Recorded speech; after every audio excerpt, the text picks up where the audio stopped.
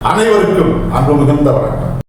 செல்வராமாயணம் என்னும் 20,000 இலக்கண பாடல்களும் இலக்கிய சுவையும் கொண்ட புதிய ராமாயண காவியத்தை புனைய வைத்த என் இறைவன் ராமனை நன்றியுடன் வணங்கி மகிழ்கிறேன். செல்வராமாயணம் பருவம் 3 அயோத்தி பருவம், காலம் 8 பரதன் காலம். பரதனின் உள்ளம் அறியாத சிலர் அவருடைய தந்தைக்கு அவன் இறுதி கடனை செய்ய விடாமல் தடுத்து நிறுத்துதல். பாடல் 935. நன்மரம் அறிந்திடா நல்லவர் சிலரும் நன்முனி வசிட்டரும் நன்மகன் நலமாய் தன்பணி செய்யவும் தடுத்திடும் உளமாய் மன்னவர் சொல்லென மறுத்தனர் பலமாய். இதுவே 935வது பாடல். இந்த பாடலுக்கான விளக்கத்தை காண்போம். நன்மரம் அறிந்திடா நல்லவர் சிலரும் என்ற முதல் வரிக்கான விளக்கம்.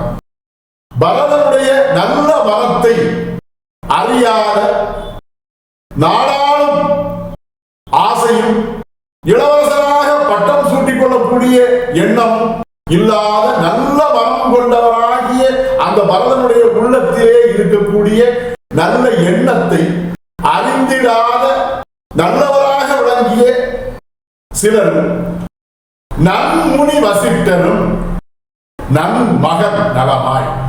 நல்ல முனிவராகிய வசிட்டரும் கூட அந்த நல்ல மகனாகிய பரதன் நலமுடன் தன்பணி செய்யவும் தடுத்திடும் உளமாய். தன்னுடைய தந்தைக்கு தான் செய்ய வேண்டிய அந்த பணியாகிய அந்த ஈதி சடங்கு என்கிற அந்த ஈமச் சடங்கை செய்வதும் கூட வேண்டாம் என்று தடுத்துவிடக்கூடிய உள்ளம் கொண்டவராய் மன்னவர் சொல் என மறுத்தனர் பலமாய்.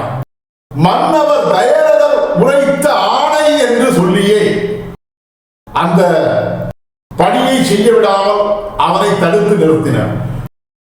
மன்னவர் தயரதர் கைகேயிடம் பரதன் ஒருவேளை இளவரசனாக முடிசூட்டிக் கொண்டாலும் நாடாளும் பொறுப்பை ஏற்றுக்கொண்டாலும் தன்னுடைய மரணம் அடையும் நேரத்தில் தந்தையாகிய தனக்கு அவன் செய்ய வேண்டிய அந்த ஈமச்சடங்கையும் செய்வதற்கு அவன் தகுதியற்றவனாய் ஆகிவிடுவான், அந்த உரிமையும் கூட அவனுக்கு கிடையாது என்று கூறியிருந்தார்.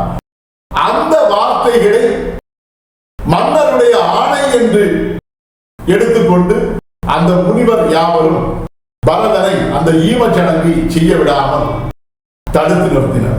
இதுவே 935வது பாடலுக்கான விளக்கம். செல்வராமாயணத்தின் 936வது பாடல் மற்றும் அதன் விளக்கம் ஆகியவற்றை அடுத்த பகுதியில் காண்போம். இறையருளால் அடியேன் இயற்றிய நல்லதோர் இலக்கியத்தையே செல்வராமாயண காவியமாக உங்கள் முன் தொடர்ந்து வழங்கி வருகிறேன். உங்கள் அன்பையும் ஆதரவையும் தொடர்ந்து தந்து இந்த புதிய ராமாயண காவியத்தை அனைவரிடத்திலும் கொண்டு சேர்க்குமாறு உங்களை அன்போடு கேட்டுக்கொள்கிறேன். அனைவருக்கும் நன்றி, வணக்கம்.